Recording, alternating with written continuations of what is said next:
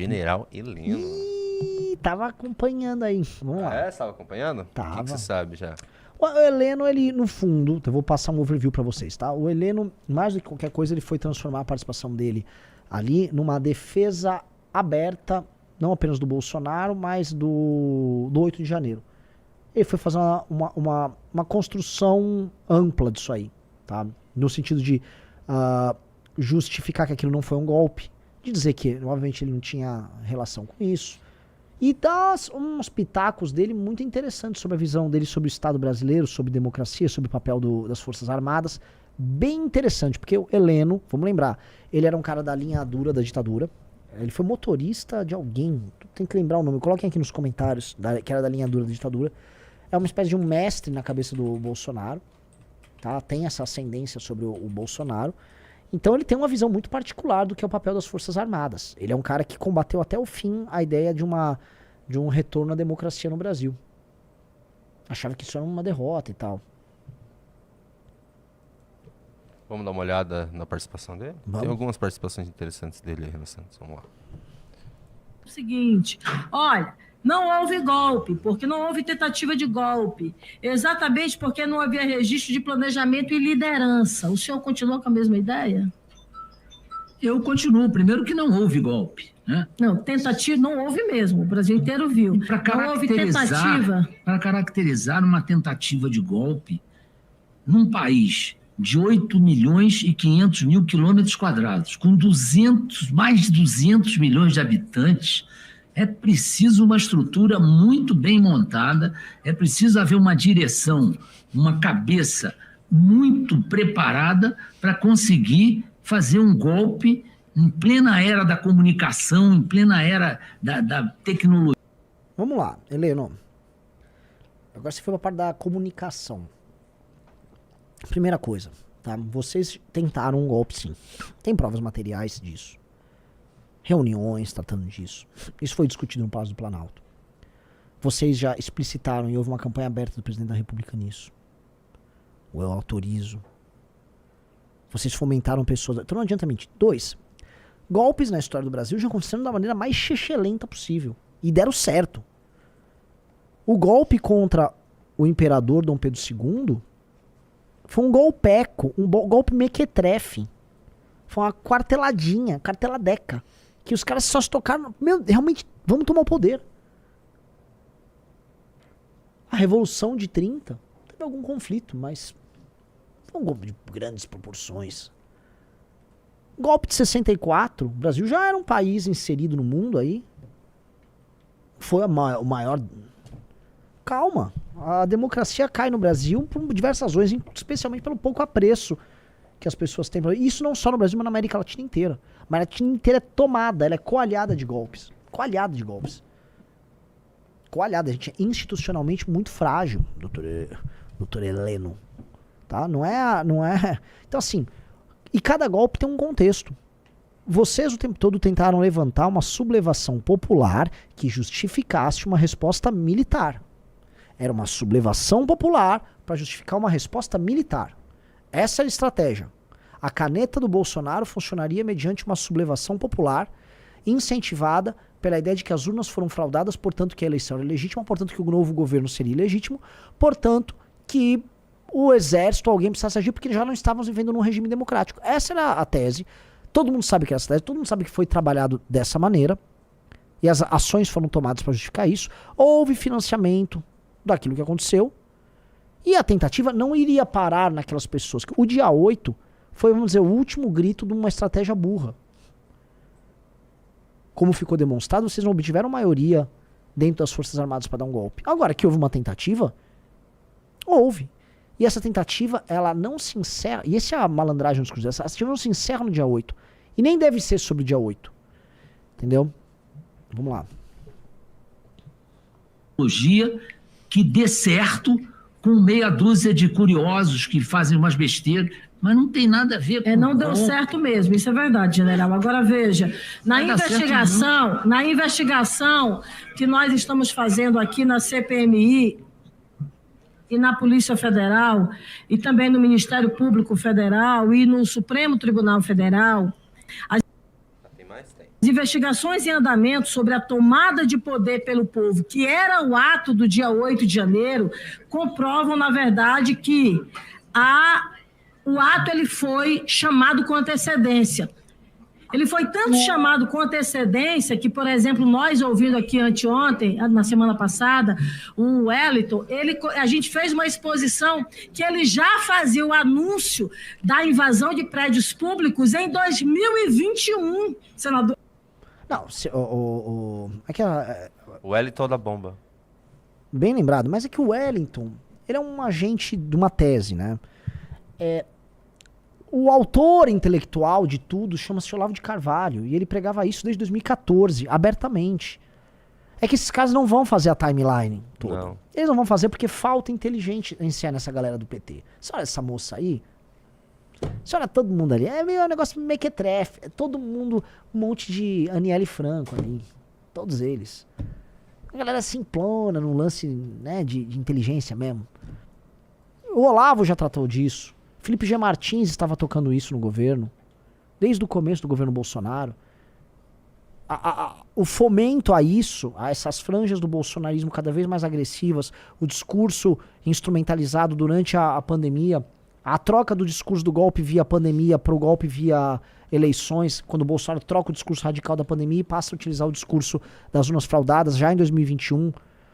Eu autorizo a manifestação do dia 21, de 2021.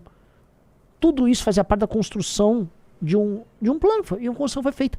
E que não é o Wellington que disse, tinha que entender quem é a mente por trás da tese toda, que falava de uma intervenção popular. O Olavo de Carvalho falava de uma revolução tocada pelo povo, porque os militares, na perspectiva dele, já eram melancias. O Olavo usava esse termo, e que os militares já tinham entregue o Brasil e que não dariam golpe nenhum. Ele já tinha uma crença muito clara nisso e achava que o povo deveria fazer. E que se houvesse homem no exército, o exército deveria agir. Tanto que os opositores a essa estratégia, que perceberam que havia uma turma rivista e golpista ali dentro, que é o Santos Cruz, esse cara, que é um homem com grande ascendência nas Forças Armadas, porque foi um cara que realmente lutou na guerra, ele foi expulso do governo nos 2 ou 3 primeiros meses. Isso é verdade, isso é fato histórico, comprovado. As declarações do Olavo estão todas aí.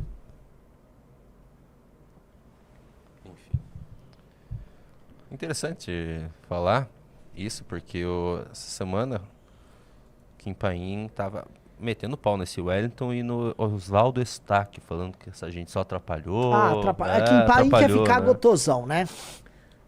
Kim Paim. Pra tomar cuidado. Para. Ele colocou a live dele, que esse Wellington era um bolsonarista muito ativo nas redes, com o canal. Já sei, ele era um esquerdista infiltrado. Não. Ele ele é não falou. Cara que atrapalhou. É um bolsonarista que atrapalhou. O cara queria uma garantia da lei e da ordem, né? Coisa que foi proposta pelo Rodrigo Constantino, o gato lesmo e ornitorrinco. Ele queria uma guerra, coisa que foi proposta por quem? Por Paulo Figueiredo.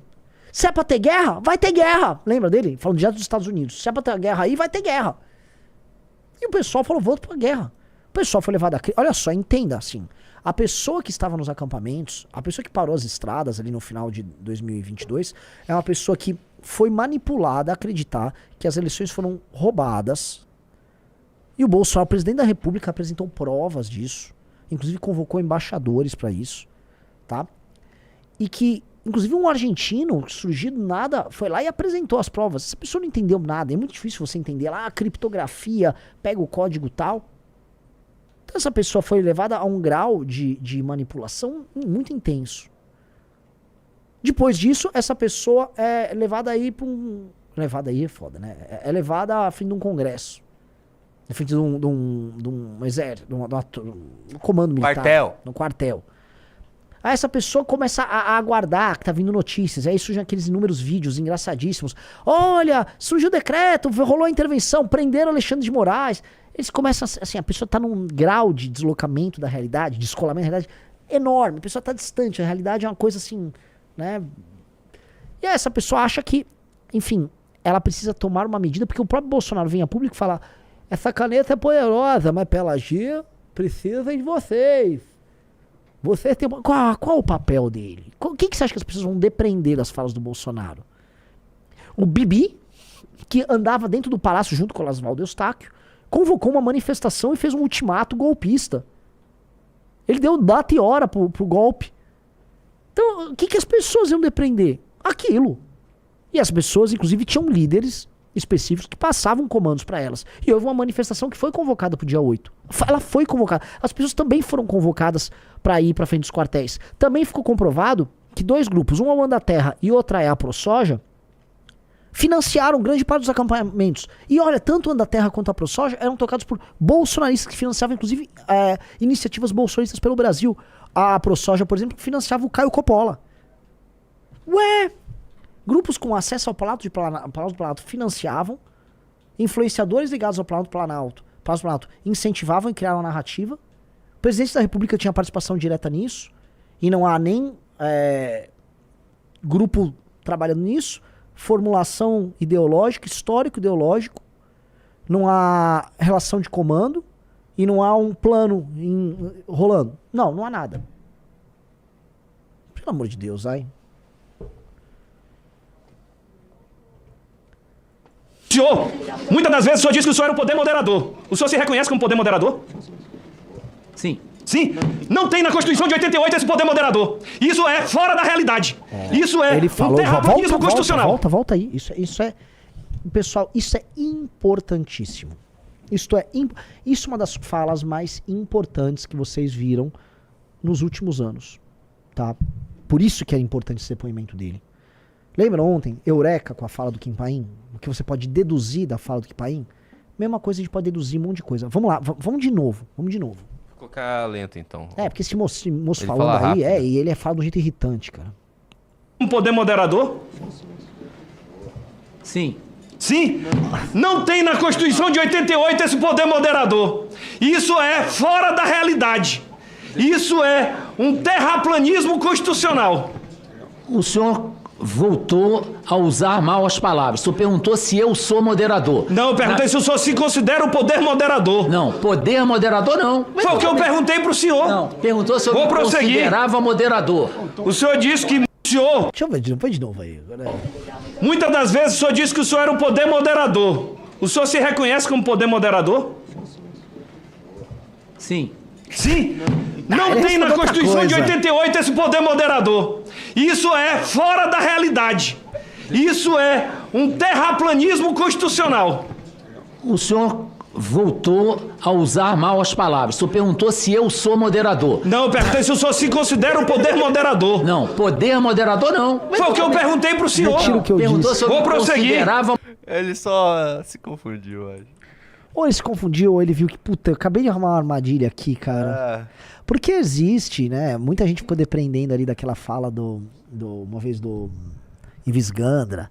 A ideia do exército ter esse poder, né? Ai, cara. E eles acreditam nisso. Agora, Renan, Aí ele, enfim. eu preciso que você mantenha toda a sua compostura agora, nesse momento. Pense numa coisa muito triste pra você não dar risada. Tá bom. Vai. Algo muito triste, você não... Já tenho problemas demais pra Isso, pensa em sofrer. tudo isso. Pensa na perseguição que a gente sofreu. Não, eu tô bem de boa. Você tá Pode ir. bravo? Pode ir. Ok.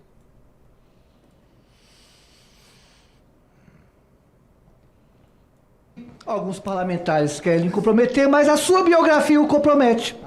Repetindo, o senhor disse que a ditadura militar salvou o Brasil. O senhor coordenou a operação Punho de Ferro no Haiti, que resultou no massacre e morte de dezenas de crianças e mulheres. O senhor tentou impedir... Esta afirmativa é mentirosa. Eu estou querendo proteger Vossa Excelência. Isso é uma afirmativa mentirosa. Se eu quiser, eu vou para a justiça, processo o senhor e boto o senhor na cadeia. A senhora ele não vai me ameaçar, não. É senhora, não é Não vem me senhor. Não. ameaçar, não. O senhor coordenou, repito, é bom, porque... Cara, assim, a gente precisa entender, assim, a deputada, por favor, a parlamentar mulher, muito mulher, que não quero derrubar esse canal. Vai, Corinthians.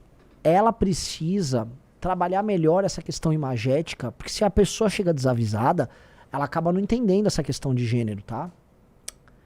Tá difícil um pouco, tá? É uma questão de comunicação, assim, às vezes ela tá comunicando mal essa questão, tá? Ela tá expressando mal, vamos dizer, a feminilidade da parlamentar. E aí acaba passando sinais contraditórios e o outro é um senhor de idade. Ele não ia... Às vezes ele não captou exatamente o que estava acontecendo. Mas o ponto não era esse, né, Renan Santos? O ponto era a acusação. Você nem ligou pra mais nada depois disso? Ok. Não, a acusação é importante. Então vamos lá, vamos voltar pra acusação. É a senhora ele não vai me ameaçar, não. É senhora, não é Não vem me senhor. Não. ameaçar, não. O senhor coordenou, repito, é bom, porque nós não podemos apagar esses momentos históricos. O senhor coordenou a Operação Punho de Ferro no Haiti, que resultou no massacre em um bairro pobre com morte de dezenas de crianças e mulheres. O senhor tentou impedir a abertura política do país no contexto do governo Geisel. O senhor autorizou garimpo de ouro na região amazônica. Essa biografia do senhor, que o senhor tenta zombar, ou essa biografia que vai ficar para a história. Tipo, o que isso tem a ver com o assunto, né? É. O que isso tem a ver com o assunto também, né? Ah, O lacrada. que tem a ver com a CPMI? É só pra fazer vídeo vídeo pra rede social, né, Renan Santos? Ah, é. Ah. Bom, eu queria te mostrar isso pra Mas finalizar. assim, Renan Santos, quer fazer mais algum comentário sobre isso? sobre o que? Sobre... O general Heleno na CPMI? Aparentemente ele não será preso por golpe, mas será preso por transfobia. Transfobia. Transfobia, vai ser por transfobia.